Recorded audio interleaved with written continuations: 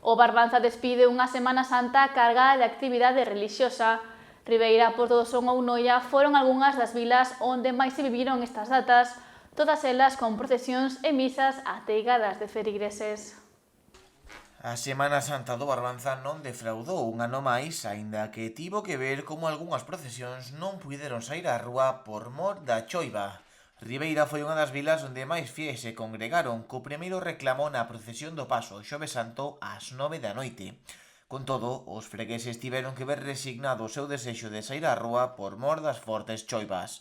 Os actos tiveron que celebrarse no interior da igrexa ou non conceder as precipitacións treguas suficientes para sacar as imaxes á rúa. En Porto do Son, os ollos estaban postos tamén no ceo á espera de saber se poderían sair as figuras á rúa. O paso do Xoves Santo non puido sair polo mal tempo. A Virxe da Soidade si puido facelo. Fixo ás 11 da noite e aproveitando un pequeno respiro que lles deu o tempo facendo, iso sí, un percorrido máis curto polo centro da vila. Os fiéis saíron da igrexa da Atalaya para descender polo camiño novo ata a Praza España, onde os asistentes honraron a Virxe cantando Lamento de Amargura.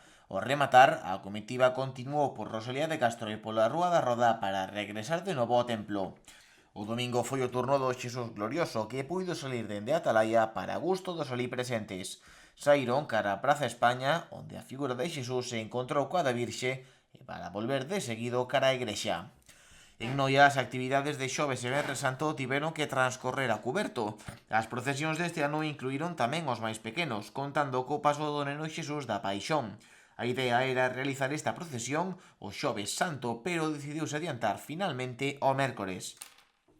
Os actos seguiron na igrexa de San Martiño, dende onde se dirixiu o Vía Crucis, que pasou polo Curro, a Carreiriña e Comercio. Ademais do paso infantil, procesionaron as imaxes das Angustias e Veracruz e o paso de Eucaristía, portado por un grupo de adolescentes.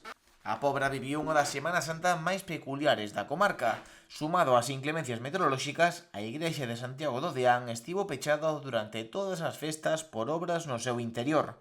A actividade litúrxica tivo que desenvolverse nunha carpa habilitada. Alí tivo lugar o desencravo, onde, malia non haber procesión polo mal tempo, os devotos levaron á Virxe dende a carpa ata o templo cun pequeno percorrido pola rúa, aproveitando a pausa da chuvia.